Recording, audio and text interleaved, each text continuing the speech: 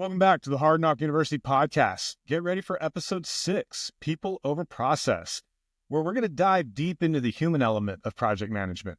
We'll explore chapter 5 of the Hard Knock School of Project Management, focusing on lesson 4. Most of your time is spent managing people, not tasks. And for a fun twist, we're using Speechify to have Mr. Beast read the chapter. What's up, guys? Today I'm going to be reading the entire B movie script with a little plot twist. Every time the word B comes up, I'm going to say all the previous ones. That's right. You heard me right.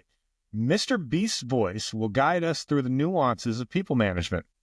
I hope you have 50K subs. If you don't, you're a freaking failure in life. Holy crap.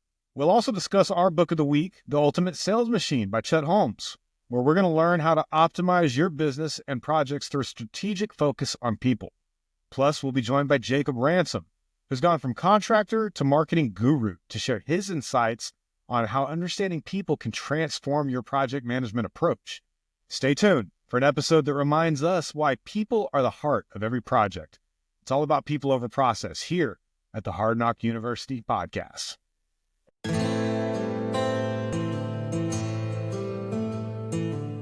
So that's all that happened to me today. I learned the hard way. Actually, it was a good learning experience for me.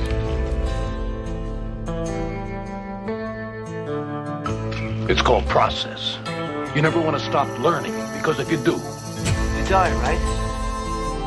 In many ways.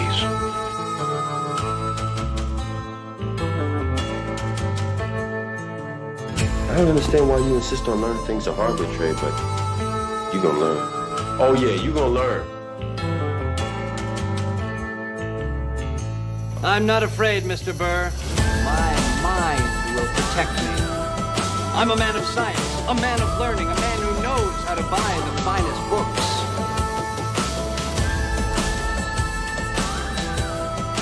You're listening to the Hard Knock University podcast. We're sharing hard lessons learned the hard way. Everyone is welcome here. All we ask is that you bring an open mind and a good attitude. But on the other hand, man, I just as soon keep working, keep a little change in my pocket.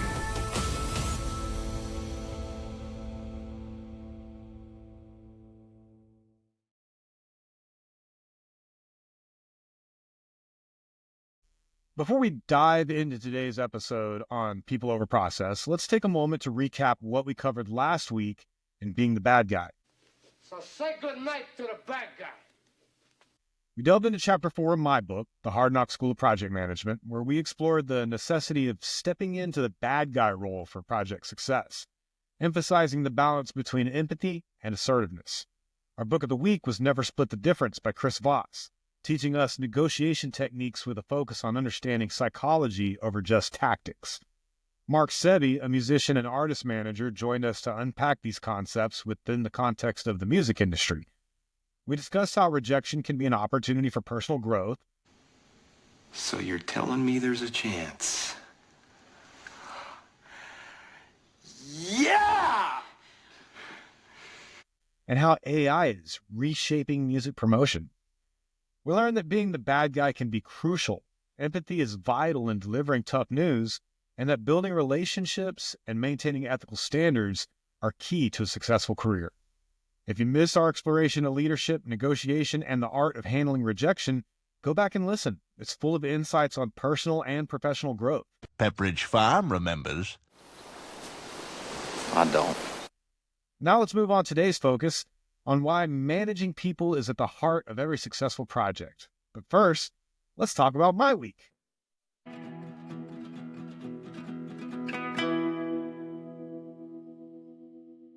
My week. So I cracked open a fortune cookie the other day, and it said, "Your persistent will lead to success this month." Now, I'm not superstitious, but I am a little stitious, and I gotta say, I think that cookie might be onto something. I don't. Between the book and the YouTube channel, things are really gaining traction. I feel like all of my hard work is really paying off tenfold. What else? There's something that got me thinking. The city of Austin is planning to use AI for plan reviews. Now, I'm not too thrilled about this. The city of Austin already takes about 16 weeks to approve a permit, and that is not an exaggeration. And sure, AI might speed things up, but I don't trust it to tell the difference between a wastewater line and a freshwater supply line. It's one thing to automate, but another thing to ensure that, things are done correctly. I've been talking to the ship's computer, and it hates me. What else? I record, edit, and upload all of these episodes weeks in advance of the actual release date. So by the time you hear this, I will have already been to the International Builder Show in Las Vegas. But as of right now, I haven't gone yet. So at the time of this recording, I can't give you any specifics about the Builder Show, but keep an eye out for some content that should be coming out about this time related to that. Time travel. Since my first day on the job as the Starfleet captain, I swore I'd never let myself get caught in one of these godforsaken paradoxes. The future is the past is the future. It all gives me a headache. Let's see, what else? Oh yeah, one more thing. I'll be doing a book signing on Saturday, March 8th at the Hill Country Literary Festival. They're going to have a local author meet and greet, and I'll be participating. That's from 11:15 a.m. to 1 p.m. at the Mammon Family Public Library in Bulverde, Texas. So if you're in the area, come say hello, get your book signed, or just chat about project management or what's going on in your life. Whatever you want to do, man, come see me. I would really appreciate it. If you want to get your hands on one of the books in person from me, I will have copies there with me. It's shaping up to be a good time, so I really hope to see some of you guys there. I don't. If you're curious about where you can find me or how you can book me for speaking events or engagements like that, head over to leadershipknocks.com. There's plenty of information there to get you connected. So that's my week, a mix of fortune cookies, AI skepticism, and some exciting events on the horizon. Stay tuned, because we're diving into why managing people is more important than any process in project management. We're going to dive into chapter 5 of my book, and this week we've got the voice of Mr. Beast. What's up, guys? Today we're going to be reacting to the reaction of the reaction to the reaction of the reaction to the reaction of the reaction. Thanks, Speechify. All right, folks, let's get into it.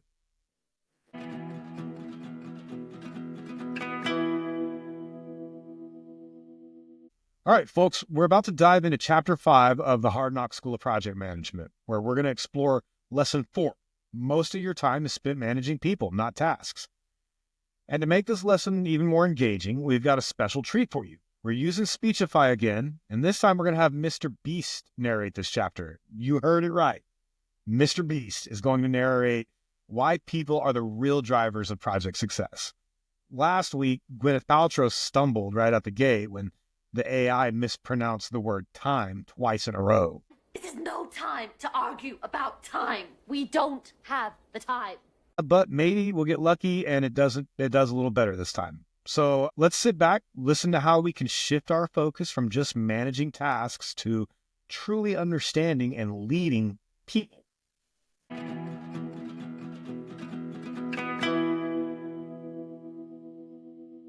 Chapter 5. Lesson 4. Most of your time is spent managing people, not tasks. The best executive is the one who has sense enough to pick good men to do what he wants done, and self-restraint enough to keep from meddling with them while they do it. Theodore Roosevelt. The function of leadership is to produce more leaders, not more followers. Ralph Nader. People over processes. In the world of project management, there's an adage that resonates with every seasoned professional. People over processes. This philosophy underscores a fundamental truth that while methodologies, tools, and processes are essential, it's the human dynamics that truly drive project success. At the heart of this concept is the recognition that projects are not just about completing tasks, but about navigating the complex web of human interactions, motivations, and emotions. No matter how sophisticated your project management software, or how detailed your Gantt charts might be, the success or failure of a project often hinges on how well you manage the people involved.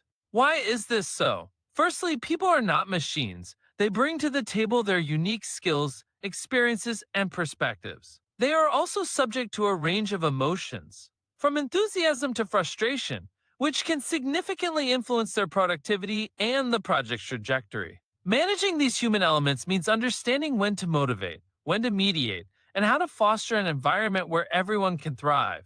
Additionally, the dynamics between team members can make or break a project. Effective communication, conflict resolution, and team cohesion are not just nice-to-haves.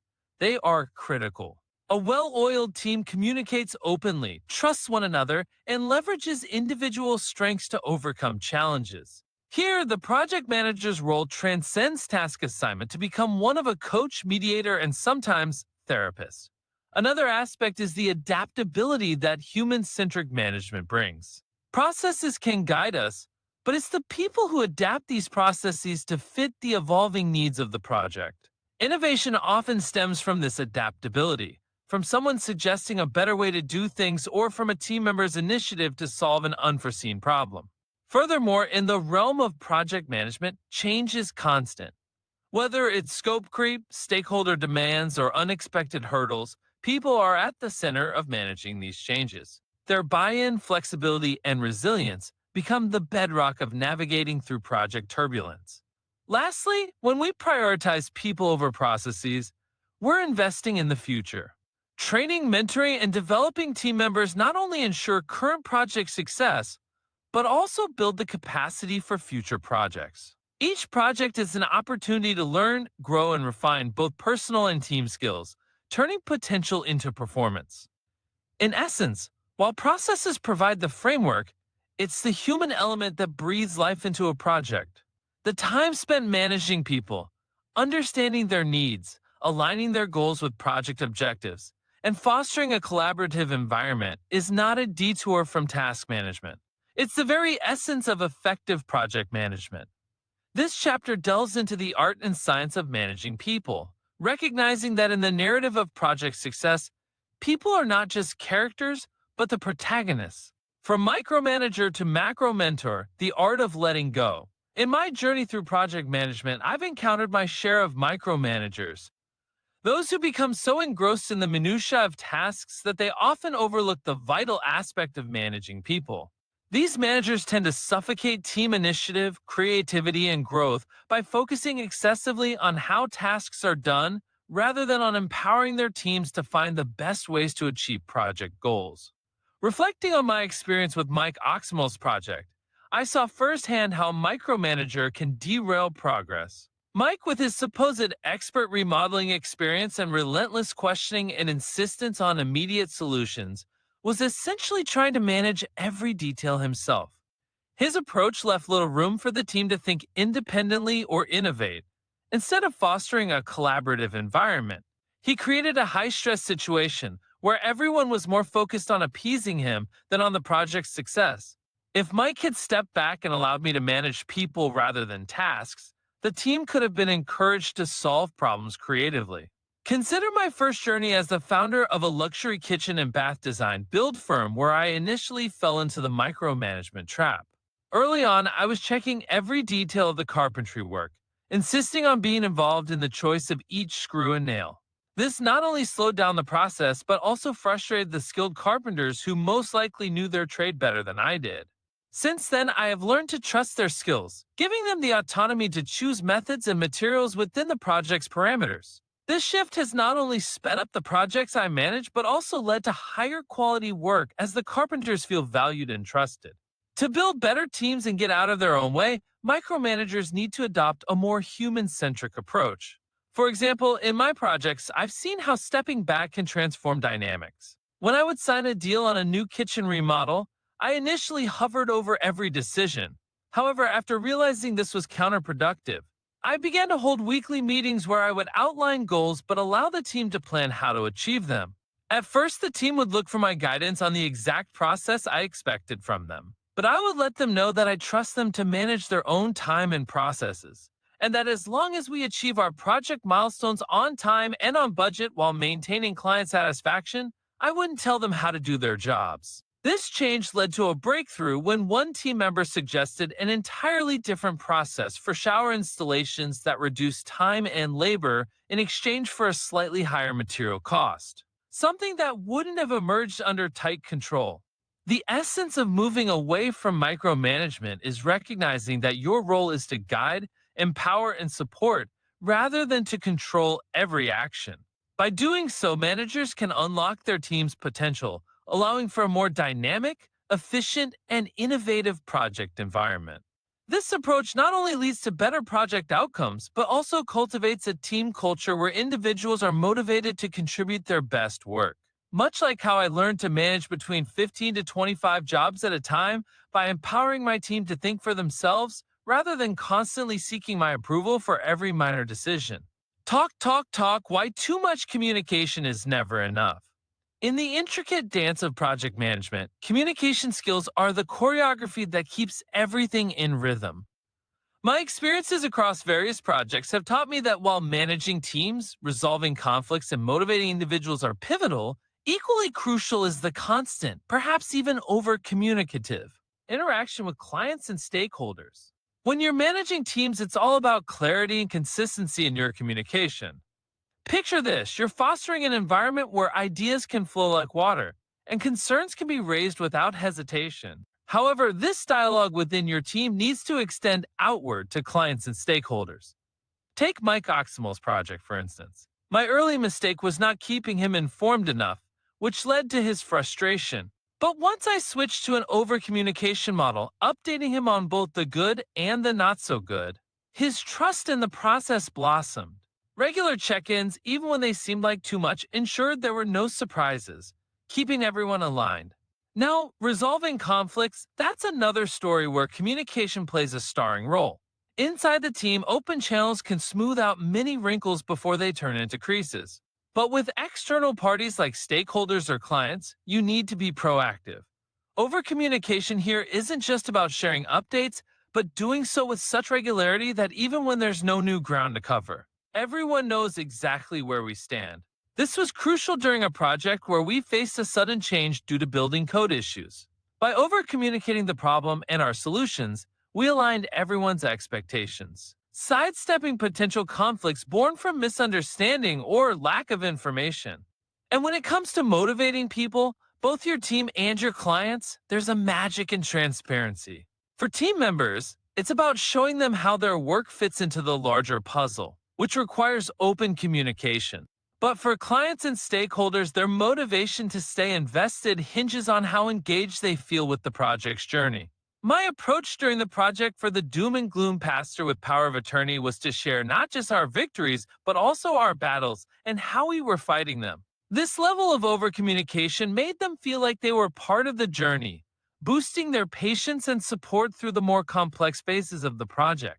In essence, while there might be a fine line between being informative and being perceived as annoying, the fallout from under-communication is often far worse. My strategy has been to err on the side of sharing more rather than less, ensuring that by the time a project wraps up, everyone involved feels informed, involved, and satisfied with both the process and the outcome.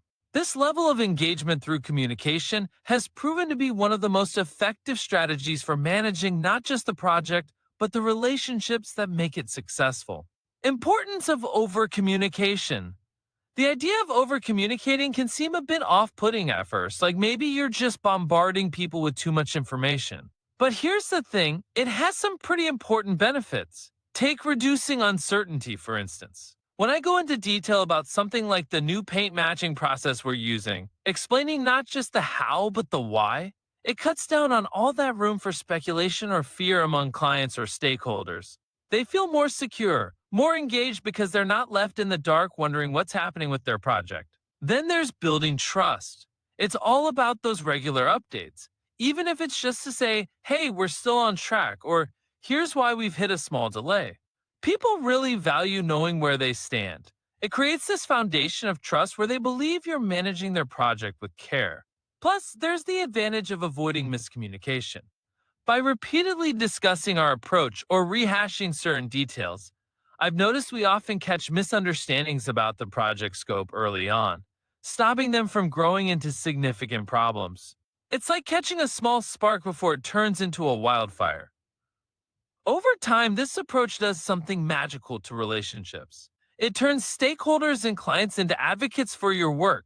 They feel respected and valued because their project isn't just another number. It's always on the agenda, always in discussion. There's definitely a balance to strike here. You don't want to cross over from informative to annoying. But from my experience, the risk of being seen as overly communicative is usually less harmful than the damage caused by not communicating enough. I've always leaned towards sharing more rather than less, at the risk of coming off as annoying. This ensures that by the end of a project, everyone feels informed, involved, and satisfied with both the process and the outcome. This engagement through communication has turned out to be one of the best strategies for managing not just the project, but the very relationships that make any project successful. The Old House Reborn, a symphony of people and projects. In the heart of a quaint cobblestone-lined neighborhood just outside of San Antonio stood a 100-year-old three-story house that had seen better days. Its hill country charm was undeniable, with its intricate woodwork and stained glass, but time had left it faded and forgotten. When I took on the project to transform this relic into a modern Airbnb, I found that the real challenge wasn't in the renovation itself, but in managing the eclectic team I had assembled to breathe new life into the old house. The project, dubbed The Old House Reborn, was ambitious. It involved preserving the historical essence while integrating modern amenities suitable for today's travelers. In order to tell the story while maintaining anonymity, I've made up aliases for my team.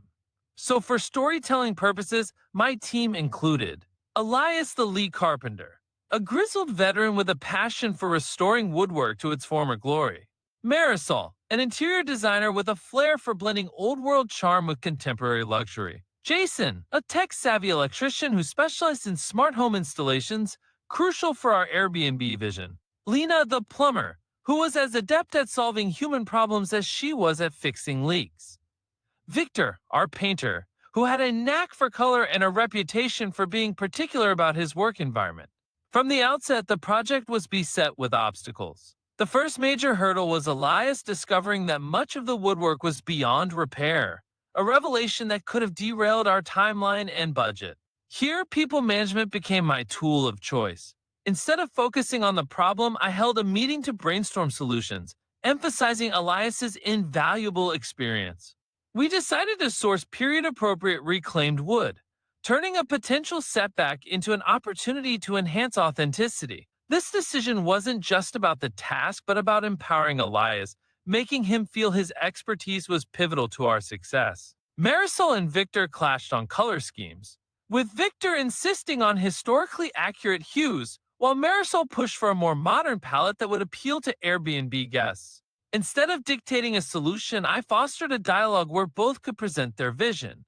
We ended up with a compromise where the lower floors maintained historical accuracy, while the upper floors embraced modernity, creating a unique selling point for our Airbnb. This wasn't just about choosing paint. It was about managing the dynamic between two passionate professionals, valuing their input and blending their visions. Jason's task was to make the house smart without compromising its historical integrity. His frustration peaked when dealing with the ancient wiring, which required inventive solutions.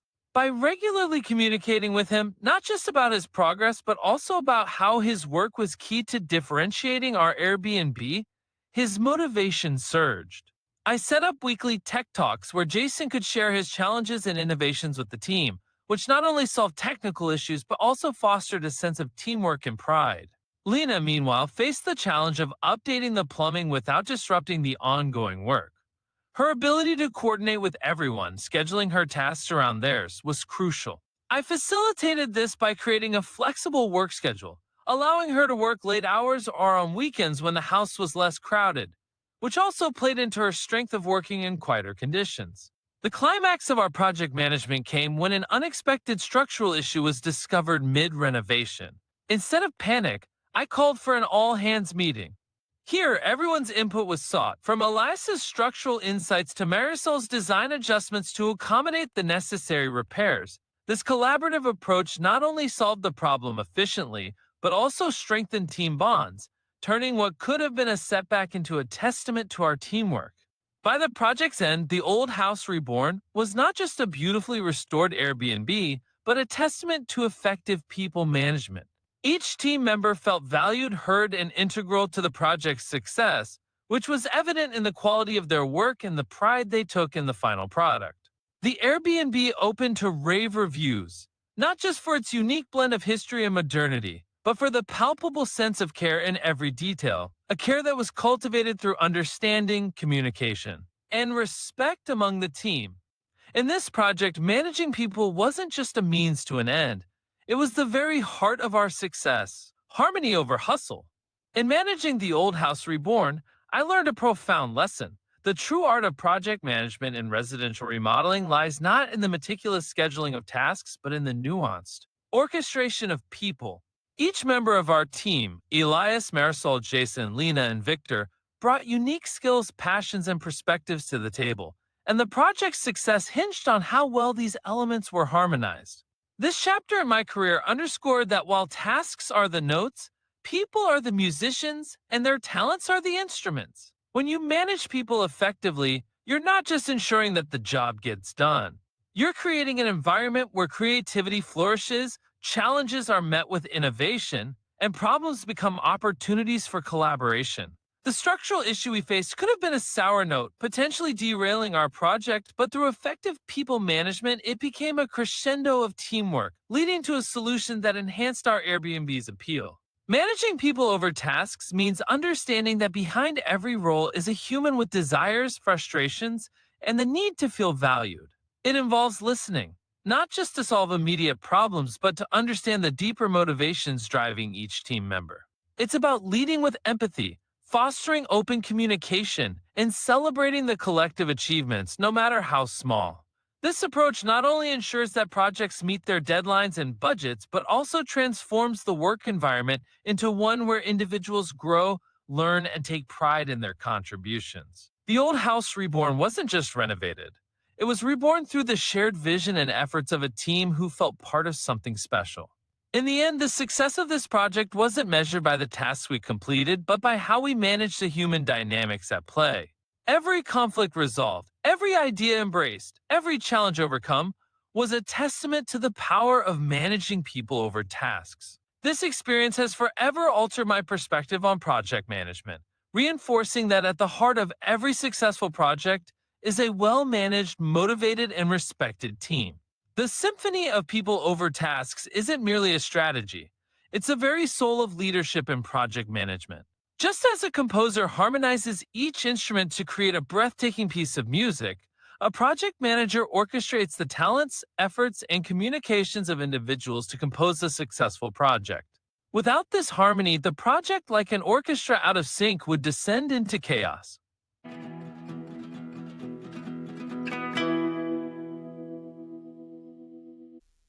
Thank you, Speechify and Mr. Beast, for narrating that insightful journey through the human side of project management.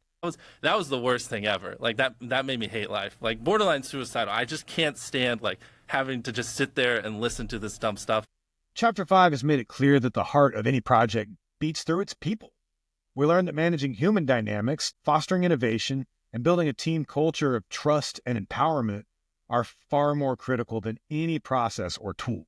Whether it's overcoming micromanagement tendencies or understanding the power of overcommunication, the narrative from the Old House Reborn showed us that leadership is about harmonizing the talents and efforts of individuals.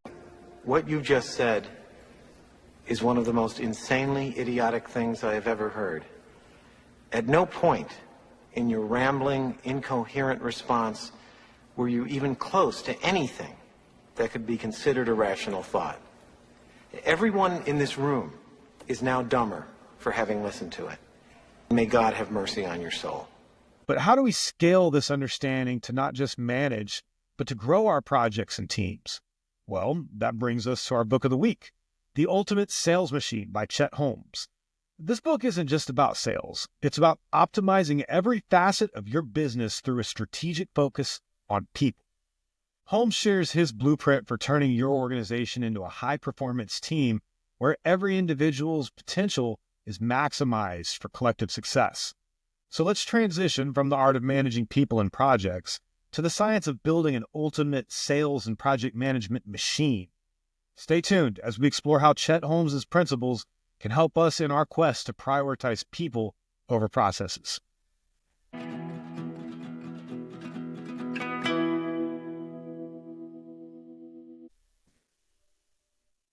Welcome back to the Hard Knock University podcast. where this week we're delving into a book that has transformed how I view the synergy between people and process in project management. The Ultimate Sales Machine by Chet Holmes. This book isn't just about sales. It's a comprehensive guide on how to build an organization where every individual contributes to a culture of success, focusing on strategic people management. Holmes's approach is rooted in the idea that while processes and systems are crucial, it's the people executing these processes who truly make the difference. He introduces concepts like pig-headed discipline and determination to highlight the importance of consistency and focus in both sales and project management. This is vital when you're trying to align a team towards a common goal. Much like in project management, where everyone needs to be on the same page to drive the project forward. One of the key techniques from Holmes that I've integrated into my work is the time management strategies. Instead of just managing tasks, I've learned to prioritize how my team and I spend our time, ensuring that the most critical aspects of the project, which often involve people management, get the attention that they deserve. This method shifts our focus from reactive task management to proactive team development and motivation. Holmes also emphasizes the importance of core story in sales, which I translate to project management as the narrative or vision of the project. By crafting a compelling core story for each project, I found that it's easier to get buy-in from team members and stakeholders. This narrative helps everyone understand not just their role, but how their contributions fit into the larger picture, fostering a sense of purpose and collaboration. Another takeaway is Holmes's advocacy for training as a continuous process. In project management, this parallels the need for ongoing team development. By investing in my team's skills, not just in project management tools, but in soft skills like communication and problem solving, I've seen an increase in project success rates. It's about turning every project into a learning opportunity, enhancing both the individual and the team's capabilities for future endeavors. Applying these concepts from the Ultimate Sales Machine has significantly altered how I manage projects.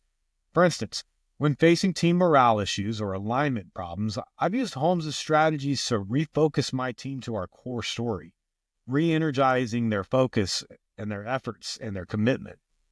It's about understanding that each person's motivation, development, and well-being all directly impact the project's outcome.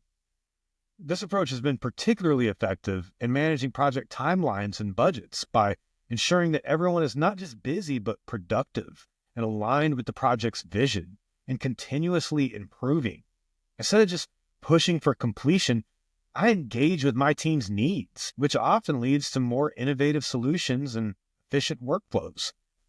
The core message from The Ultimate Sales Machine by Chet Holmes isn't just about optimizing sales. It's a broader lesson in leveraging human capabilities to create a well-oiled machine. Whether in sales or project management, I recommend this book to anyone looking to enhance their understanding of how to manage people for organizational success. Its insights can truly transform how you lead your team, turning every project into an opportunity for both personal and collective growth. Now that we've explored how to build an ultimate machine through people management, let's bring in some real-world expertise. Stay tuned for my interview with Jacob Ransom, a contractor turned marketing guru, who will share his insights on how understanding people can transform your approach to both project management and marketing. That's next on the Hard Knock University podcast.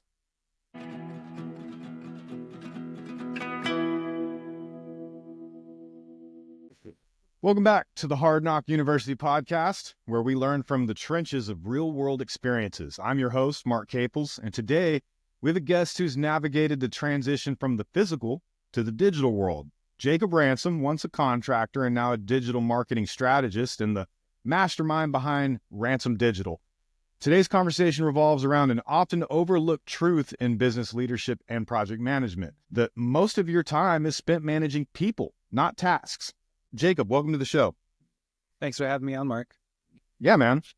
So to kick off, why don't you just kind of tell us a little bit about your journey? My journey. So yeah, I started off, actually a lot of people don't know about this about me, but I went to school for film, the film industry. I studied producing. So I studied screenwriting and producing, not directing or anything like that. So the business side of film. Outside of film school, I actually worked on a Bruce Willis film. I moved down to Alabama, down there, worked on a Bruce Willis film. And it was there that I realized the film industry was much like any other corporate job, which was work hard for 20 years and maybe you'll get to do something cool. And I was like, I don't really want to do that. So I moved back to Michigan, which is where I'm from originally. My cousin had moved back into town at the exact same time. And my cousin had trained under a painter for 2 years. While I was off doing school and film, he was working under an older painter, painting $1 million mansions for this guy for 2 years. He moved back into town at the same time, so we decided to start a painting company together. So I knew I wanted to get into business and advertising, but I wanted to actually run the business. So I always had that drive to actually be a little more entrepreneurial on that side, but still really creative, if that makes sense. So that's how we started our first painting company together. That company I ended up selling to a partner within 2 years. We were doing just under about $1 million. A lot of lessons in there on my first one. Since then, I've been a part of 3 painting companies, and one of them was dissolved, which we can get into. The other one, there's a story behind, but I ended up selling that one as well. So now what ended up happening is we moved from Michigan to Tennessee, and that's when we decided to start our advertising thing. So I was already helping out a couple of friends who had painting companies with their advertising, and just kept getting asked by more and more guys if we could help them out with their stuff. And it just ended up growing to the point of having, I think at our highest, we had between 60 and 70 clients that we were running ads for at any one point in time. So that's kind of how things got started. So you transitioned from hands-on construction to work in the digital realm, doing marketing for painting contractors. How did this shift shape your approach to leadership and management? Well, I learned the hard way like 15 times in a row of what that actually means. So I grew up in an entrepreneurial family. So my mom's been bankrupt. My family's been bankrupt 3 times before I even moved out. Each time they've tried to start another industry or another company. So I've worked in restaurants my whole life growing up, things like that. My family restaurant, none of them worked out, right? So kind of just going through that process, we learned to kind of like work hard and just make things happen ourselves.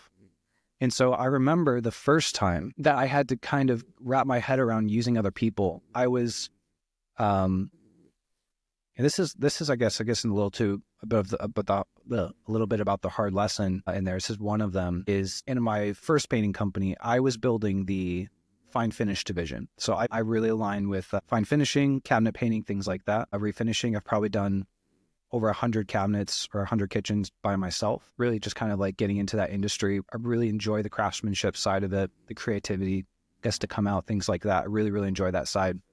But we had hit a point where in our first year, it was our first winter, and we had a 1-year-old at the time. Me and my wife were married. We had a 1-year-old in our house, and our first winter hit. And I was doing everything myself. And it was because I was the only one who could do it correctly. Because we had tried to use subs, we had tried to hire people, we had tried to, and they just could never do it. Like they never cared, they didn't show up on time. We'd give them all the steps and they just wouldn't do the steps. And just like, it felt like everybody was idiots except me. You know what I mean? I was the only person who could do everything correct. Of course, they think they know better than you do. Yeah, and then, like, oh, you expect too much. And it's like, I just expect you to just listen to the damn list. Like, can you just do 1 step, 2 step 2, step 3, step 4, etc. And I was working at that time. Actually, it gets even worse. So I was running the fine finish division, but I was also running the whole thing. Now, my partners, we're in really great terms now. Like they're my family. We're on really great terms. But this was their first business venture thing, and they're not really from that world. So they didn't really get the whole idea of working more than 40 hours a week, if you know what I mean. Yeah. And so I found myself in a position where at night I was painting kitchens, literally. At night I was painting kitchens. I would start at like 4 o'clock in the afternoon and literally go till 10 o'clock at night, drive back, be in bed by 1 or 2. Or sometimes I'll go in, load all the cabinet doors into my garage booth that I had built and be painting kitchen cabinets till 3 or 4 a.m. in the morning, just to be up again the next day to go check on job sites. So what ended up happening was right before winter, we were in this stint where we were trying to grow And so we were bringing on a lot of subs. What happened though is that our subs weren't being managed. So they would go onto a job, do a shitty job. I'm sorry, I don't know if I can cuss or not on this. It's fine. But they would do a shitty ass job, move on to the next job, and I would have to come in behind them and fix it all. So I was coming in, dude, it was probably like 2 months straight. I was doing a fix-it job and then a cabinet job at night and then a fix-it job. And it was just like, I remember a chain of just like, we couldn't bring them back because they're on to the next job. And we didn't know how to manage people, right? And so it was just like, it was just pulling from our time reserves and everything else just to make up for all of this lack of management, right? The lack of ability to hold people accountable, the lack of ability to communicate well, those different things. And it finally hit a point where I still remember, if I get a little emotional, I'm sorry, but I still remember where I was at. I just got finished painting a kitchen cabinet door. And I remember putting it up. I tried to be careful. So I wore a suit and we wear, face masks and things like that. But I felt a little weird thing in my chest. And so I walked outside and it was start kind of cold out and I ended up collapsing. I went to the hospital and I had heart arrhythmia, basically, and like super high blood pressure. And I was 24 and I was this size. I was like, that doesn't happen. You know what I mean? That's not supposed to happen. So I was put on blood pressure medicine at 24. Right. And they were like, you're working 70 hours a week, trying to do all this stuff. I have a 1-year-old at home. Stress is like an understatement. That makes sense. So finally it was like, I know what it's like to fill the holes with literally your life. Like literally take everything you have and do it to fill the holes of people who you perceive as not giving two shits about you or your business. You know what I mean? Yeah. Like they don't see all that stuff that's happening and they can't comprehend it because they've never been asked to do that before. Right. And it was that moment, the next week I made my first post about bringing on an apprentice because I realized that there's no way in hell I could do this by myself anymore. And I realized at that moment, I had to learn how to not be a contractor and I had to learn to be a business owner, which meant I had to learn to solve problems through other people.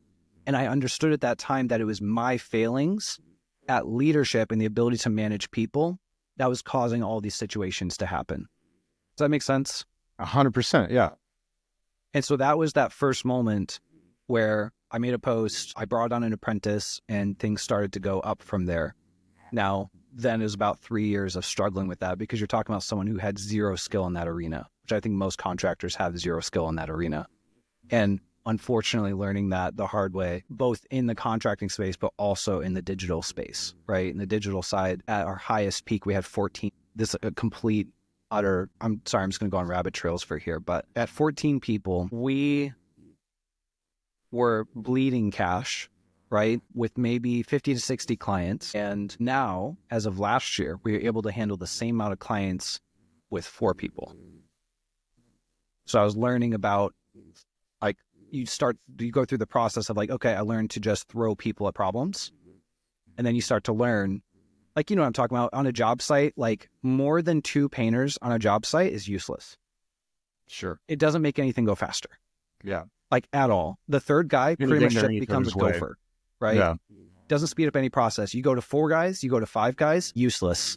Like it doesn't go any faster. You know what I mean? And you're here and you're like, why is this not going twice as fast? There's twice the number of guys. And then you start to learn that's not how it works. Yeah. Does that make sense? Dries at the same rate no matter how many people are there. Exactly. In fact, the more people you add on, the slower everything goes. I'm not talking about the Amish. The Amish are insane. Those guys just throw 50 guys on a side and have a barn built in a day, right? I'm from Michigan. Yeah. We have the Amish in southern Michigan. But you know, that's not what I'm talking about. They have good people management. When you have no people management, throwing people at the problem never fixes it. You know what I mean? Yeah. Yeah. It's learning to manage a few people well that really ends up unlocking the person's ability to produce cash for the business. Don't even know if I answered your question, but that's the story. No, that's great. It's certainly a hard lesson learned the hard way. In your experience, what are the biggest differences between managing a team of contractors on site versus managing a digital marketing team relatively remotely? Yeah, this is fascinating to me because I've done both. I've actually done all 3. I've done contractors. I've done 4. I've done contractors in person. I've done contractors remote. My third company ended up purchasing a painting company. I wasn't in the state it was being run in, remote. Then I've run digital marketing in an office downtown, and then I've also done the same remote. And I've learned that where a lot of people think that they're different, really it's just two different flavors of the same thing. They're both entitled. Both of them, you're going to run into this really quickly if you don't learn to set clear expectations and hold people accountable and actually be able, oh, I told them this. Telling people doesn't do anything. Like telling someone is not communicating it, right? Setting clear expectations, ensuring that they're hearing what you're saying, right? Mm-hmm. Just saying it doesn't count. Both of them do the exact same thing. Whether I'm working with a 20-year-old college kid who's never worked another job in their life, and they think that that every job is like Google, where they come in and they can just freaking like drink coffee all day and talk with their friends all day and do nothing. Contractors do the same thing. Yeah. They come in and talk to their friends all day. They're on their phone. They're listening. They're just like, they putz around. They'll go take 15 bathroom breaks. Like it's the exact same thing, just different flavors, right? I almost rather work with contractors because I'm a much more direct personality, and contractors work better with direct personalities than college kids who've never probably been spanked or yelled at in their entire life. Yeah. You know what I mean? I do. I say college kids, yeah. Like, so I remember in the digital marketing space, after the 14, half of them are college kids. I decided I was like, I can't do college kids anymore. I'm sure someone can figure it out, but I can't do it. Like, I don't have the time for this. So I ended up hiring people with a little more experience, and it was okay, but you had the same problems. And it's because it's a systematic problem. But it's the same thing across both. I'm sure that at this point, managing people takes up most of your time. Can you share some strategies or tools that you found effective for managing diverse teams? So what ended up happening for us is I was forced to learn. I looked at this as an opportunity. In our office, we had grown to a point. So the first round was I tried throwing people at problems. The second thing that's happened is I learned to get more out of good people. So that's we were able to handle the same number of clients on 4 people instead of 14, right? Now, I could probably do it off 2, knowing what I know now.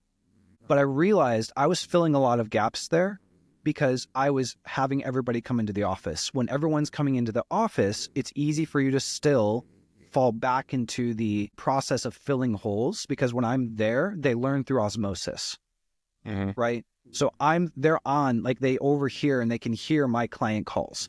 So over time, if they're with me 6-8 months, I hear them start to say the same language that I say. They start to just learn through osmosis. And that is like a little crutch, right? Because what happens is whenever you bring in someone new, you pretty much have to say this person's going to suck for the first 6 months if they can stick it out. You don't have to do that. You can actually manage people well from the beginning. What ended up happening was its systems. So what ended up happening was the office above ours caught fire. Oh, wow. It didn't burn down, but it caught fire. Sprinklers went on and the water came through and destroyed our office. Right?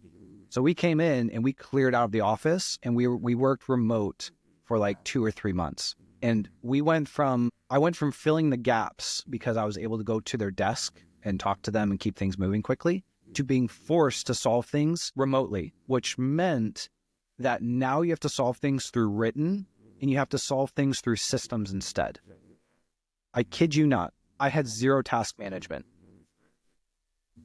0 task management before. We implemented task management, and that was okay. But as we know, task management really doesn't do much, because having the checklist doesn't do anything. You then have to start to implement things like accountability. How do you do accountability if you're not there?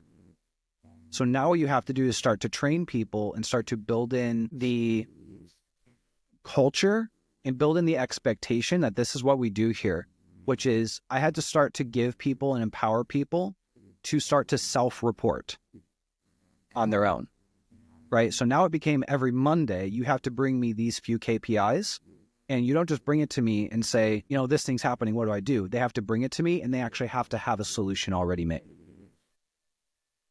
If they don't have that, we don't talk, right? Yeah. I'm glad you brought up KPIs. For listeners who might not know, those are key production indicators. So it's a way to track the productivity of your team.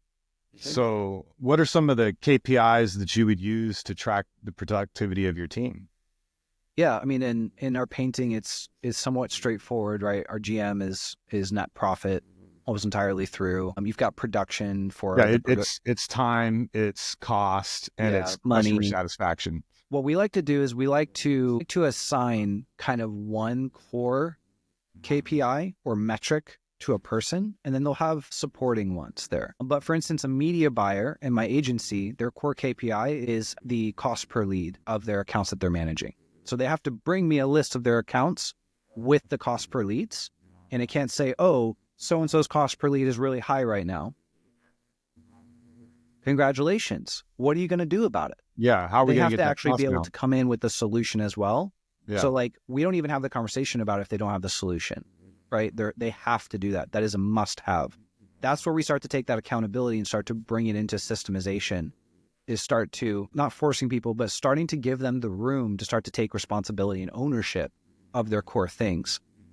So the core KPIs for them is really how do I tell if this person's doing well? Like, just ask yourself this. What's the one thing I want to look at that would tell me that this person's doing a really great job? Yeah. If I have a couple clients with really bad cost per lead, and I bring in a new media buyer and he brings them all down, I'm saying that guy did a really great job. Yeah. Right?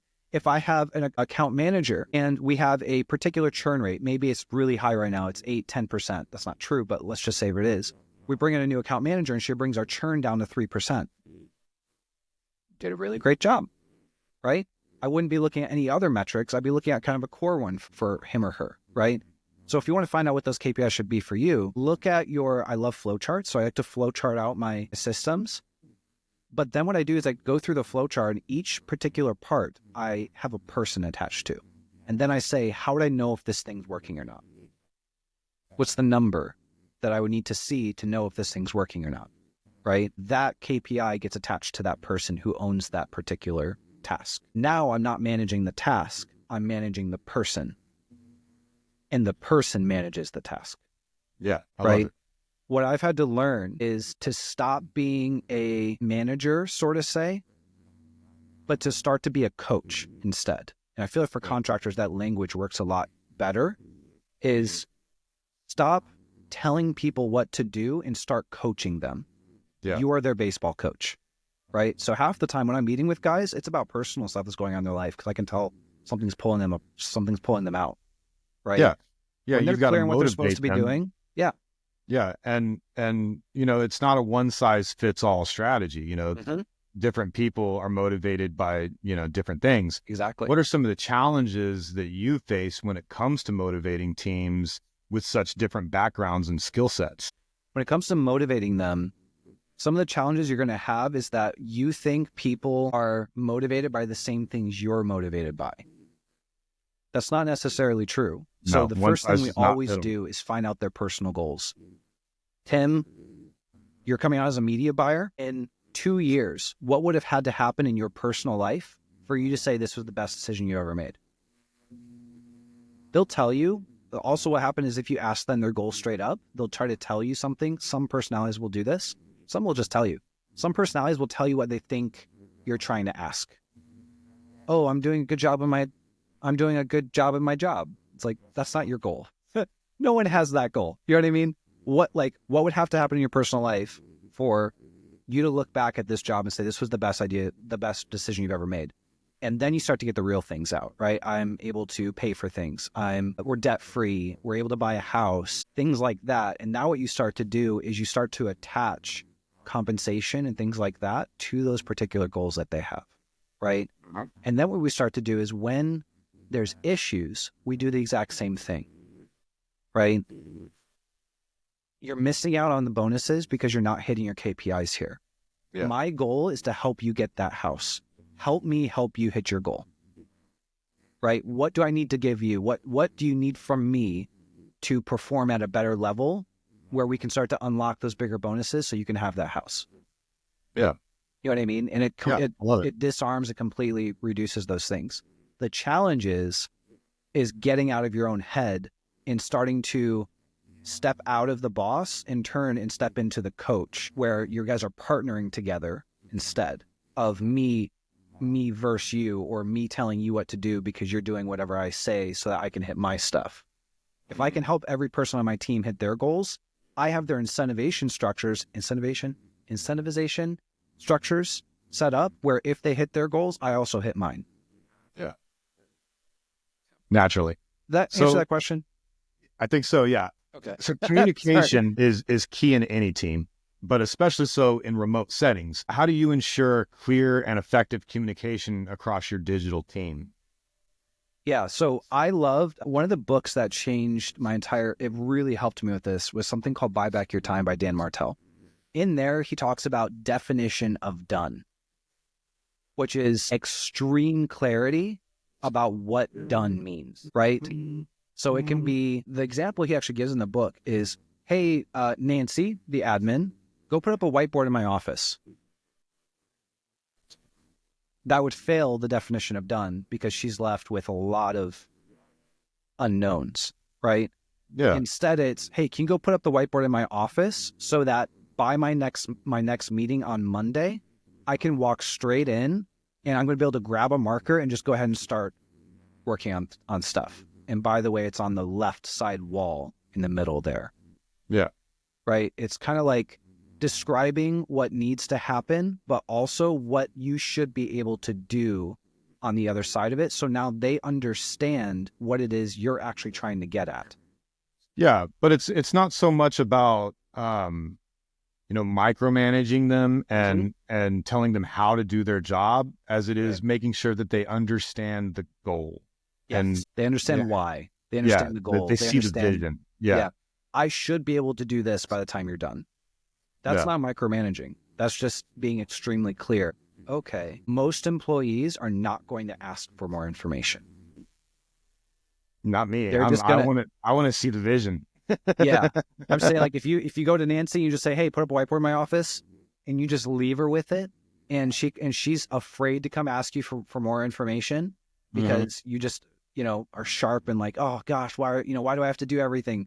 Blah, blah, blah. It's like, she's living in a world of fear where so we have a saying in our companies, which is, we didn't come up with it, but it's clarity is kindness.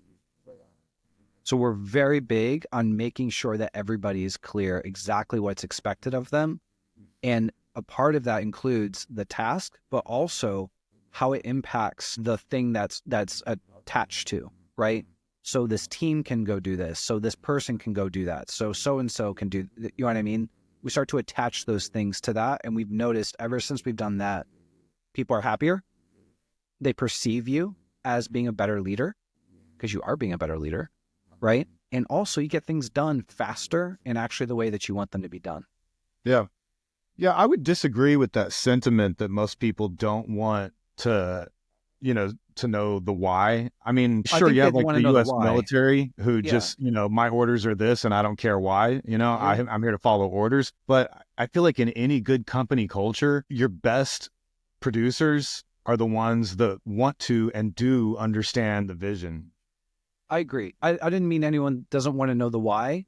I meant if you come from a background of just barking orders, they're not going to just take it upon themselves to ask the why. They want to know it, but they're also not going to have any take it upon themselves to do it. Does that make sense? Yeah, certainly. But they're also not going to have any respect for that guy that just comes in barking orders and doesn't coach and doesn't make you want to do better and see the vision and want to be a part of that vision. And that's when you get the contractor. And help you understand where you fit in that vision. Yes. Yeah. Where you fit in, how you make the impact, right? Yeah. I went from no transparency to now almost complete transparency. My team can see almost everything. They can see how much money we made, how much money we lost. And what's crazy is we attach like, hey, when you do this well, it impacts this number right here. Yeah. And they can, that's good. It's like, they're like, I'm a part of a team now. We're trying to accomplish something together, right? Yeah. Instead of, I might need to have you come back when we talk about company culture because it sounds like you have your head wrapped around that real well. One of our podcast themes is learning from our failures. Can you share a story where you learned a hard lesson the hard way, and particularly in terms of managing people or adapting to the digital marketing landscape?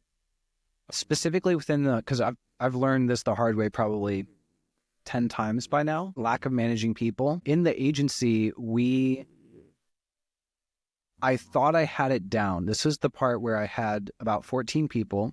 I was hiring like crazy. People were coming in like crazy. We were getting really good results. And what ended up happening was within 2 months, I think we lost about half our clients. Just half of them gone. That's never happened to us before, right? We've been in business about 6 years. This is about halfway through. So it was not something that we should have been learning at that time, right? We went from having some of the best months ever to losing money. And what's crazy is they're all employees. So we lost half of our business, but my employees were still there. Mm-hmm. And our office was still there. And everything else was still there, right? And what ended up happening was like, it was caused because of my lack of being able to coach. I didn't even consider it coaching at the time. I just knew I had these people and I had no idea how to get them to do what I needed them to do. I had zero idea, right? We had no task management, so they weren't even clear about what was expected of them to do when they came for the day. They didn't know why they were there. They didn't know how they were important to anything. They didn't really know any of that stuff, right? So we ended up going from 60 clients, and then just over the next 8 weeks, it went down to about 28 clients. And in that time, I think I lost 3 or 4 employees because they just jumped ship. Literally, it was the feeling in the office when we came, like, I didn't want to get up in the morning. I didn't want to go in and face these people. You know what I mean? Yeah, I've been there. Literally, they were looking for other jobs, like, and there was all this whispering going around and all this kind of stuff, and the culture was trash, and like everyone had no idea what was going on. I was barely leading, like I didn't even know what was going on half the time. I knew that I had stepped out of fulfillment and I was trying to manage, and what that meant for me was like basically just asking people why things weren't working. Ridiculous, right? I had no idea what that actually meant to manage people. I'd been a manager before in a movie theater I worked at during college. I'd been a manager, and I had just taken that experience through, which was just literally like a shift, like literally like managing people over a job site or a floor, right? Barking orders, telling people to go here, go there, looking over everything. That was what I was trying to do instead of actually bringing in professionals who were able to handle the stuff themselves. So it was a culture, like people just started leaving, they started jumping ship, all that stuff. And it took us going down. I cut, so we had went from 14 to probably 9. I voluntarily cut because at that moment, one thing I'm really good at is pivoting really quickly. When I recognize I'm doing something wrong, I can pivot really quickly and adjust. I basically kind of encouraged everyone else to leave and was like, this isn't working. I need to figure this stuff out, and it's not fair for you guys. Right now, we're okay, but we're not going to be. And I tried to and so people ended up leaving, all that stuff. I think we retained probably 1 or 2 people, but I have cleaned house like that probably about 3 times. It's taken me that many times. And every time I've gotten a little bit better and a little bit better and a little bit better at it. And I remember feeling what a lot of other people feel, which is there's just no good people out there. And you just work under this new assumption that there's just no good people out there, so you have to solve things yourself. And I just knew I couldn't get dragged back into that. And so I had to bullishly believe that there's still good people, and the problem was with me. That was the one thing. I had to bullishly believe that, even though my emotions, other people were telling me it was just the people I was hiring. You know what I mean? It's like everything was just telling me it was just people suck. Right? Yeah. And what I ended up learning was people don't suck. If I was who I am now with that same team, number one, I wouldn't have a team that big, but it would be completely different scenario. And the only thing that shifted and changed was my ability and my skill in leadership. That was the only thing that changed. And I didn't even understand what leadership meant. I just thought it was something that these people on podiums talked about. Oh, it's just looking, sounding good. And they just talk, you don't really connect with all that means until you find out that the lack of that thing is the number one thing holding you back. And what's interesting about it is a contractor thinks in the sense of, which is me, that's why I say contractor, I'm usually referring to myself. Even in the digital space, it actually works very much so like contracting. Service-based, we do things get built, right? And deliver on a regular basis, where you hired skilled people to handle specific things, right? It's actually extremely similar. to the contracting world. I totally forgot what I was going along with that. But leadership. So this idea that I solve a problem through a thing. So you always think there's like a tactic or a magic bullet, like a silver bullet that you're missing, or a spreadsheet that you're missing, or a coaching program that you're missing. Like there's something that you're missing in there, when in reality, all you were missing was that you yourself was a shitty leader. And by that meant that no one wanted to follow you. No one knew what you were talking about, right? We're saying things, but then not doing them. So you talk about how integrity is in your company culture, and then you'd hold a team meeting and you'd be late for it. Right? Stuff like that. And you can always say, well, I was running late. It's like, you are making sure that is okay for everybody else. Yeah. You're not exemplifying your values. Right. You see a lot all the of, way down. Facebook posts and things where business owners, oftentimes it's usually restaurant owners, but oftentimes contractors too, are like, nobody wants to work anymore. Yeah. And that's just not the case. Nobody wants to work for you because maybe you're a bad leader, but you can't, nobody wants to hear that. But it's something that, sure, it'd be great if somebody could just tell you, hey man, maybe you need to look at your leadership style, but nobody wants to listen. It's never them. They're never the problem because they were a great contract, they're a great painter, or they're a great, fry cook, and nobody wants to work. Going back to what you were talking about having to pivot, what advice do you have for other entrepreneurs or project managers, contractors, on recognizing when it's time to pivot? That's a really good question. I've pivoted a lot. Yeah, pivoting is just a part of doing business. And I don't think, everybody gets a plan together and it's like, stick to the plan, stick to the plan, stick to the plan. And yeah, absolutely stick to the plan. But sometimes the plan falls apart and then it's time to pivot. I think that comes a little bit with experience, because now that I've done it so often, I can pivot significantly faster. And I think what you're saying is like, I think it's a learned thing. So I think as you try more things out, you start to gain the understanding really quickly when it's working versus when it's not, right? It's kind of like if you do a sport, right? Whatever you're doing, you're about to take an action. You're about to do a tackle. You're about to kick a ball. You're about to do something. The more experience you have in that thing, the further back you can tell when you're off. So like, if you're a professional, you can probably tell within just a second of starting that you're already off a little bit. Does that make sense? Yeah, sure. Versus when you're brand new, you don't even know till after you've hit the ball. You're like, oh, it was off. You know what I mean? Yeah. I think it's a little bit of experience. Recently, we just pivoted again, and we were able to do it within 3 weeks. But what ended up happening was I created gates. So I said, we're going to try this thing. I have enough experience here to know that this should happen on the other side. If this does not happen, I know that this is probably not the best route for us, right? So I actually like predetermined the information that I was going to be looking for. And you start to work things on experimental basis, where you have a hypothesis and then I test, and I have enough experience to know what should come out on the other side. And if it doesn't, it's not worth pursuing. Yeah, so you sort of go into it with a contingency plan. You said you love flow charts. You kind of build out that flow chart where if all of this is true and this is true and this is true, then great, stick to the plan. But if this one is false, then we pivot. Yes. Is that, yeah. And not getting, a lot of people get really emotionally attached. They think it's like their identity when they start to do something, and getting detached from it is actually, I think, going to really help with identifying when things working or not, right? Yeah. I always explain it as like when you're first starting. I've been married to my wife for going on, we're about to hit 9 years. We're going on 10 years next year. Congratulations. I'm 32. So we got married when I was 23, right? Pretty young. But I still remember in high school and in college dating a girl, and there just comes the moment where you realize this isn't going to work. And it just dawns on you, this isn't going to work. And you kind of like you deflate for that moment, right? I don't know how long are you married, been with your wife? I turned 40 this year, and this year we celebrate our 15th anniversary. That's incredible.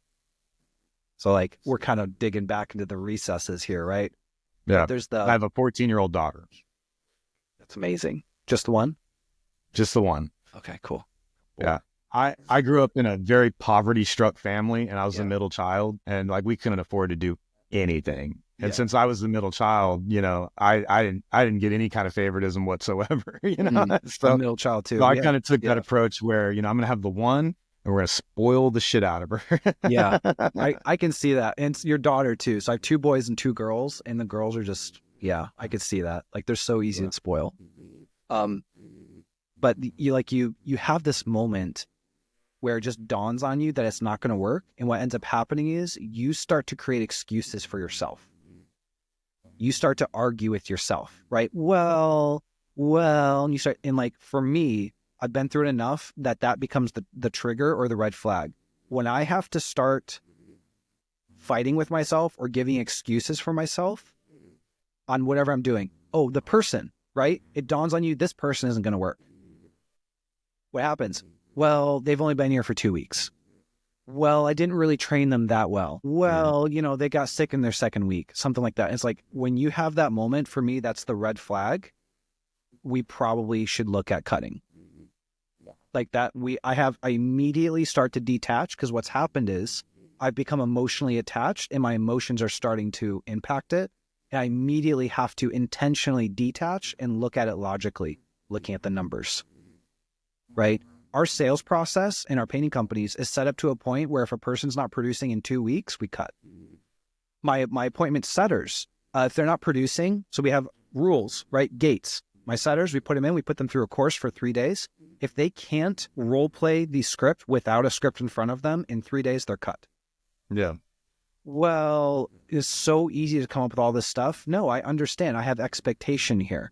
The people who make it can do that within 3 days. Like the people who kill it, do that. The people who don't, and every time we'll just let someone else through. Well, and it always happens with new employees. If you're bringing managers in, you can tell they're newer when they have a hard time with that. Well, you know, so-and-so, I remember I hired, I'm sorry, I'm really bad at rabbit trails. You can just tell me to wrap it up if you want. It's all right. But our sales manager over our call center. So my agency has a call center that I built on originally for my painting company that we just lease out to other contractors because painters don't get a lot of lead flow. It's kind of our problem. Lead flow is a massive problem. And painters are also a part of the contracting world. And contractors are notoriously bad for calling leads, picking up the phone, doing any of that stuff. So one of the best things I ever did was created a US-based call center, US people doing it, all that stuff, right? And I did it for my own. They follow my playbooks, my scripts. They book it for my own company, as well as I allow other people to do it as well. So they can kind of share the cost of it, which is cool. I hired a sales manager for that. It's his first time being a sales manager. He had come from being the top performer of another company. So he loved our culture. He loved our values. He loved the fact that he could grow with something all the way through. So we brought him over. He was the top performer over there. We poached him. And it was his first time ever managing. And we brought on a new setter that he was very excited about. He, of course, was involved in all the hiring, all that stuff. I was still training him in this. We brought in a new setter, and the setter no call, no showed for his first day. You know what that means to me? That's not even a conversation. No, we're done. He was like, well, maybe we should give him another chance. Maybe he shows up the next time and all this stuff. And I was like, okay, no, right? Yeah. And you kind of realize this is what naturally happens when you first get into management is you still start making really emotional decisions instead of having things clearly defined and detaching and working logically instead, right? Sure enough, I let him do it because I wanted him to experience this for himself, right? The guy came in, worked half a shift and just left halfway through the day. So I made him take over the phones for the rest of that day. You know what I mean? And he learned that lesson real quick. I kind of knew it was going to happen anyway. You know what I mean? Sure, yeah. So I made sure he was working the same day he was supposed to come in because I knew that was going to happen. And now he's a little more brutal. Now he's a little more quick to get in there, right? And he's like, okay, he's starting to understand this stuff. So when you first move into this stuff, that I think is the really big part. When do you know when to pivot? I think for me, the red flag, if we're going to wrap that up, is if you notice you're getting emotional with it, as in you start to argue with yourself, come up with it with excuses, things like that, that springs a red flag and you detach and look at things logically.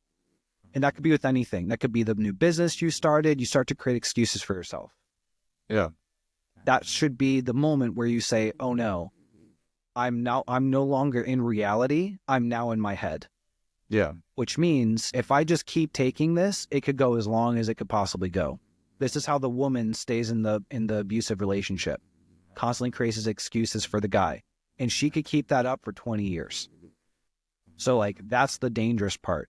I think learning when to pivot, I'm kind of processing this out loud in terms of how to like actually process through that, is learning to recognize when you're in that state and having your alarm bells go off. So my alarm bells go off instantly now when I realize I'm making emotional decisions. And that has saved me a lot of money and a lot of heartache. Yeah. Moving on, how do you deal with conflict within your team? And what lessons have you learned about resolving disputes in a professional environment? I believe that I handle it, I think, like I think a great coach does. So if it's conflict between people, or if it's conflict is in the person is just having issues with stuff, it's always going to be private, one-on-one conversations. Sure. And it's pulling from the book, Crucial Conversations, right? It's having those hard conversations, recognizing that clarity is kindness, and you're not doing that person any favors by trying to avoid the conversation. You as the leader, you are literally signing up to be the person who actually facilitates those conversations. So now it's like, I don't care if it's a employee saying that someone else smells bad.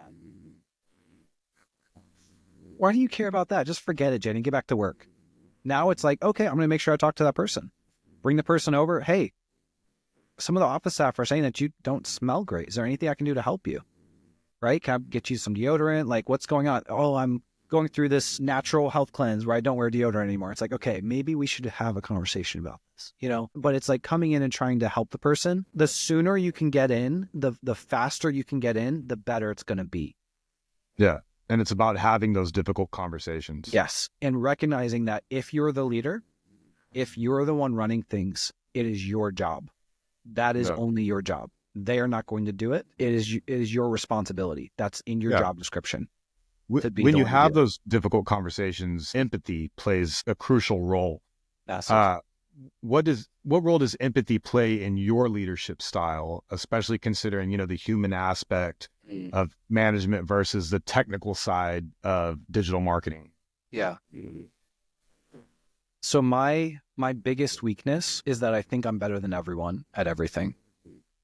Unfortunately, it ends up being true half the time, right? Not all the time, but true half the time. And so my other weakness with that is that I can often be very direct and I can come across as very unempathetic, right? We take personality tests before we hire.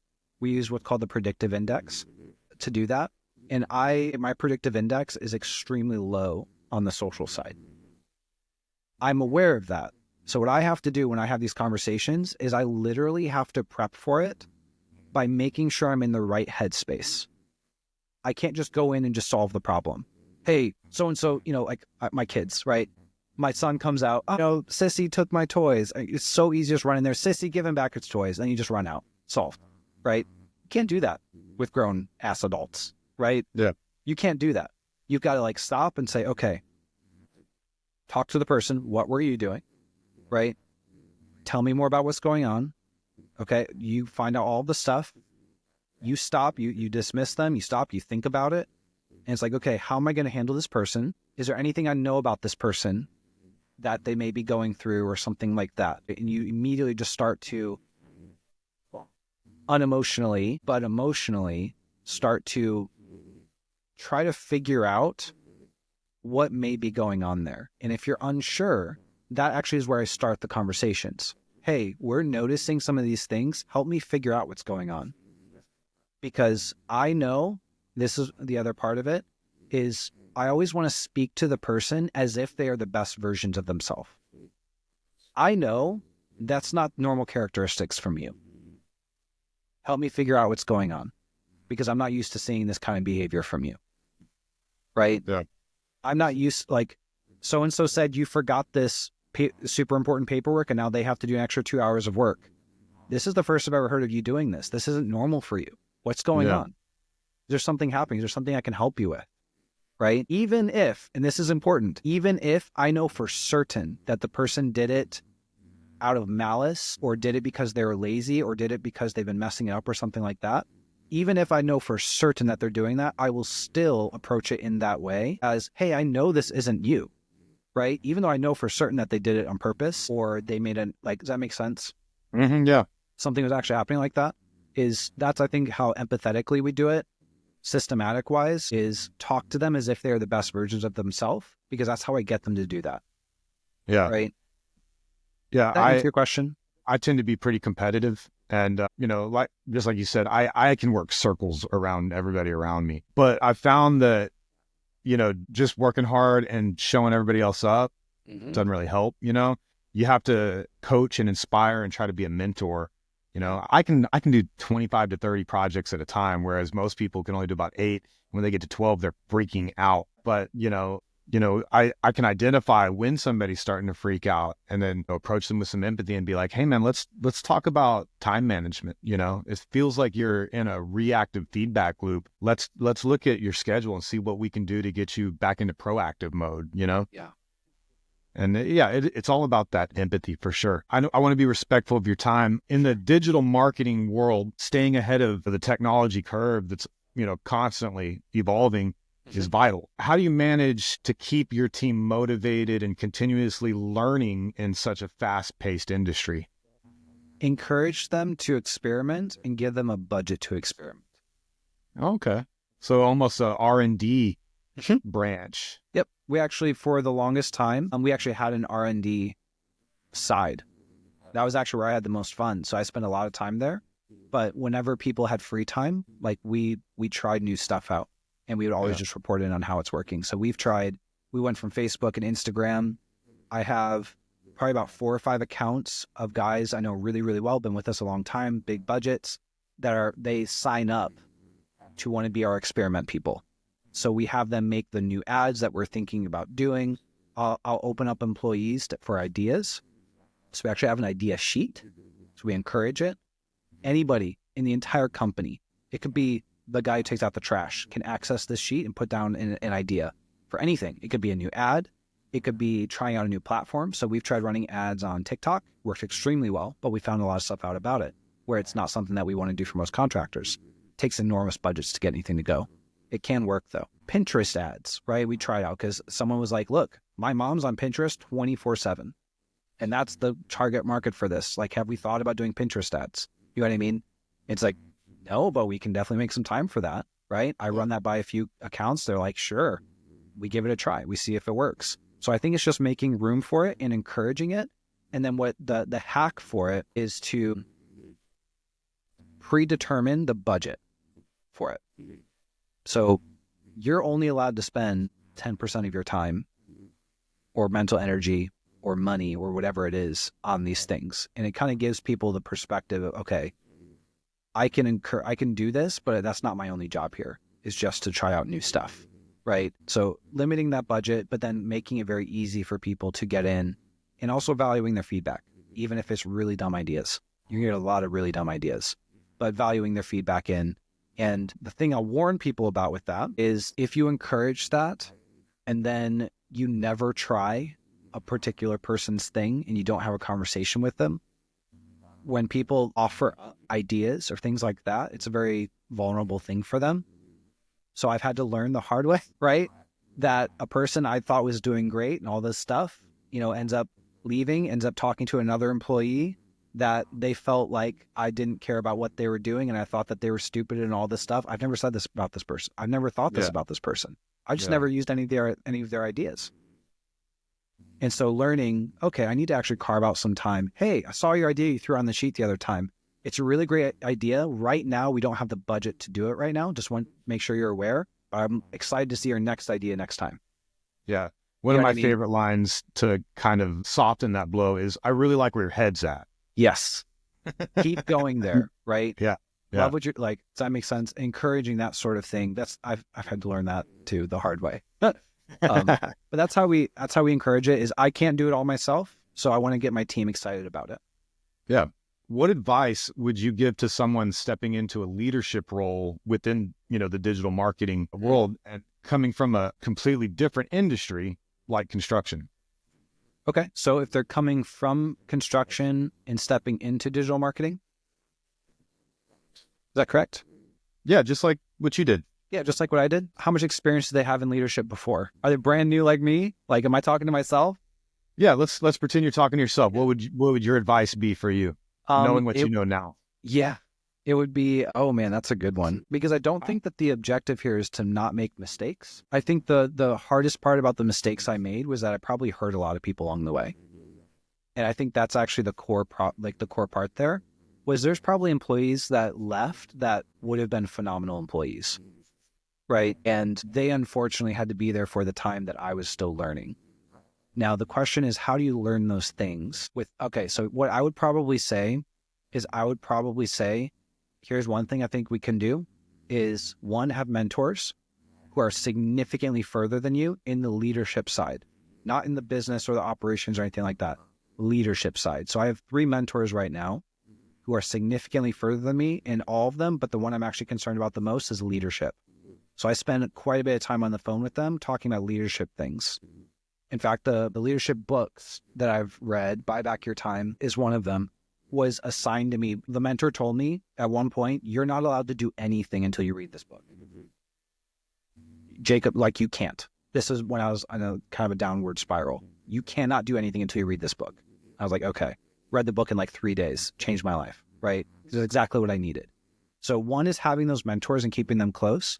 And the next thing is a quick hack is to go visit somebody and spend time with them if they're running that type of business.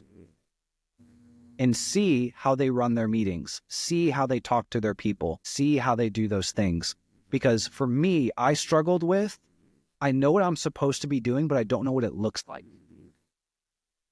That was the problem. Especially when you go into digital, you can't see what most things look like. Everything is conceptual because it's digital, right? It's kind of, that's why flow charts, things like that I really like, because I need to be able to see things. In leadership, how do you see leadership? The only way to see leadership is to witness it. That means you either have to have come up in a company where there is great leadership and you are replicating what you were seeing, or you have to be intentional about putting yourself around better leaders than you are. And if you don't have mentors who are better leaders than you are, you can actually, like most of these guys, a lot of these guys are willing. So for instance, something I did, and by the way, I've done this both when I was a contractor and when I was an agency. I traveled to another country for an entire week to spend time with a 200-person agency with their leadership team. All because I asked. Yeah, so you did a little internship. And it was free. And these guys, like any actual leaders like that, love this stuff. Yeah. Right? Most guys out there who are actually doing a really good job with that stuff, they're not going to turn you down for those types of things. Yeah. Just let me shadow you for a couple days. I want to see how you talk to your team. I want to see how you have these hard conversations. I want to see how you hold people accountable, because I have no idea what this looks like. Yeah. That would be my advice. That's solid gold. I love it. You obviously read a lot. Have you read The $1 Trillion Coach? I have not read The $1 Trillion Coach. I'll write it down. Write that one down. It's about a guy named Bill Campbell who started out as a football coach and then went on to be a business coach for people like Steve Jobs. Okay. Yeah. Jacob, your journey from the construction sites to digital strategy has really highlighted the nuances of leadership and the importance of people management. As we wrap up, do you have any final thoughts for our listeners on managing teams or perhaps on navigating the digital landscape? Managing teams and navigating the digital landscape. I would encourage you guys in terms of the digital landscape and teams. So recognize that technology is not going anywhere. It's only going to get more important and more powerful. And the people you sell to are becoming more accustomed to it and expecting of it. Doesn't matter if it's always the way you've done it. You're going to start talking to people who was it Gen Z? Who's below millennials? Gen Z? Like Gen Z is getting ready to start buying houses. That's insane to me, right? And to think that you can sell to them, work with them, all that stuff the same way you do that with baby boomers or millennials is just crazy. They're going to ask you why in the world you don't have an app. They're going to ask you why in the world you don't have certain things going on. In terms of technology, completely embrace it. That means your business, how you operate your business, as good as you possibly are, is going to be boiled down to your Facebook and Instagram profile. Yeah, Your at the consumers. risk of going over time, I think that it would be a missed opportunity if we didn't address the elephant in the room, which is AI. Yeah. What are your thoughts on using AI? It's like you said, not going anywhere. AI is, so in one breath, I'm like, technology's not going anywhere, so prepare for it and get ready. AI, I'm not too worried about it right now. I utilize it on the creative side, but I actually think that most AI stuff is not where it needs to be for a business. For instance, I am not running any sort of AI calling stuff right now, and I have a call center. It would behoove me to do that. Significantly cheaper. I just also really care about brand, and in a world where everyone else is going the fast and easy path of trying to do an AI call thing, people are going to start craving an actual real person on the phone. So there's understand technology, but then also understand where everyone else is going. And technology doesn't always mean we want to go easy. So for instance, a lot of our management stuff has gone from automated to manual. Because I found that team members, and I know we're on time, team members don't really care too much about the KPIs unless they're manually entering them in. They have to manually go get the numbers and account for them. If everything's automated, they don't even look at it. Yeah. They just, you know what I mean? So I think that there's a pro and a con there. I wouldn't worry too much about AI right now. I think utilize it as a support system for a phenomenal customer experience, but don't try to replace anything out with AI yet. It's just simply not there yet. And I'm not willing to risk customer experience just so I don't have to call a phone number. Yeah, that's great. That makes I love sense. it. That's my insight. All right, Jacob, where can listeners follow you or learn more about Ransom Digital? Yeah, so Ransom Digital, the website is scalewithransom.com. I have a podcast coming out as well. It's going to be the Ransom Show. You can follow me on most social medias.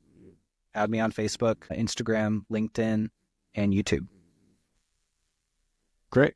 Thank you, Jacob, for sharing your valuable insights with us today. Your story is a testament to the power of adaptability and leadership in any field. Thank you to all of our listeners for joining us and walking the halls of Hard Knock U with us today. Until next time, keep learning from the hard knocks of life, and don't forget, managing people is often the key to success. You're listening to the Hard Knock University podcast. Stay tuned and keep building your empire one lesson at a time.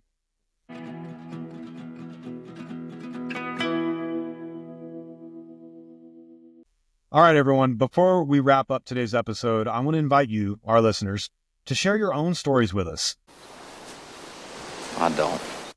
We all learn some of the most valuable lessons the hard way, and that's something we can all relate to.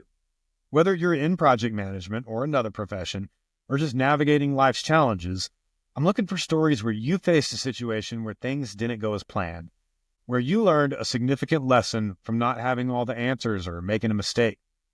These stories don't have to be specific to project management. They can be from any aspect of life or work where a hard lesson was learned. Milk was a bad choice. Here's how you can share your story with us. On our Facebook group page, join the Hard Knock University podcast group on Facebook. There, you can post your story. You can share it with the group, and let's just get the conversation started there. It's a great place to connect with other listeners and share experiences and learn from each other. You can also comment on the YouTube video version of this podcast. If you're watching this on YouTube, just drop your story in the comment section below the video. It's an easy way to share, and you can see what others are contributing also. Now you listen to me, mister. I work for a living. And I mean real work, not writing down gobbledygook. We promise that some of the best, most insightful, or even the most humorous stories will be featured in future episodes of the podcast. Not only will you get your moment in the spotlight, but your experience could help others avoid similar pitfalls or gain perspective on their own challenges. So think back to a time when you thought you had it all figured out, only to be proven otherwise, or when you learned something valuable through adversity. We want to hear about those moments of growth, no matter how tough they were at the time. Your stories are what make this community rich, and I can't wait to read them and share them with everyone. So let's learn from each other's hard knocks and maybe even turn those lessons into laughter or wisdom for our next episodes. My mom always said life was like a box of chocolates. You never know what you're going to get. I want to go ahead and read a couple of them. Steve from YouTube says, great thoughts, but why the need to curse? Also, my mom told me not to curse. Sorry, Mom. If someone could just edit out the swear words and give it to me. Sorry, Mom. Yeah, so I could give it to my mom to listen to, that would be great. Steve, buddy, this is who I am. I'm real. I'm a human being with all of my pros and all of my cons. I appreciate you sharing your opinion, but I have mine. And in your podcast, you can write the script however you want to. I do it my way. Not everyone likes it, and I'm okay with that. In any case, thanks for watching, and thanks for expressing your thoughts. Having an opinion certainly is better than not having one. Joanna on LinkedIn says, thank you so much for sharing your wisdom and experience as a project manager. I started my PM journey a few years ago, and this advice is on point. I especially appreciate your emphasis on owning mistakes, being positive, and prioritizing people first. Hey, sis, thanks for your kind words. It's great to see you're on your PM journey. For me, the most crucial step is just mastering the basics. You need to learn how to do things the right way before you start just going off and doing them your own way. But good luck and keep us posted. Everyone else, head over to our Facebook group or leave a comment on YouTube. Share your story, and let's keep this conversation going. Thanks for being a part of the Hard Knock University podcast family, and I'll see you in the stories that we all share together.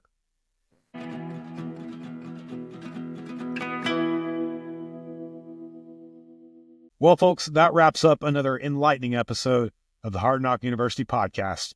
Today, we dived into Chapter 5 of the Hard Knock School of Project Management, focusing on Lesson 4. Most of your time is spent managing people, not tasks.